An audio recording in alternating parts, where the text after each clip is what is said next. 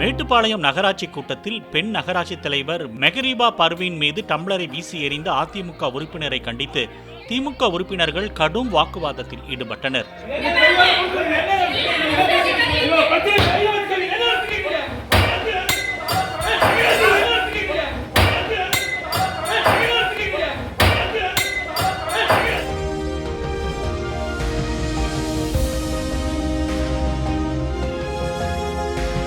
நகராட்சி தலைவரை அச்சுறுத்தும் விதமாகவும் கூட்டத்துக்கு பங்கம் ஏற்படுத்தும் வகையில் நடந்து கொண்டதாக அதிமுக உறுப்பினர்கள் 9 பேர் அடுத்த 2 கூட்டங்களில் பங்கேற்க தடை விதித்து நடவடிக்கை எடுக்கப்பட்டது.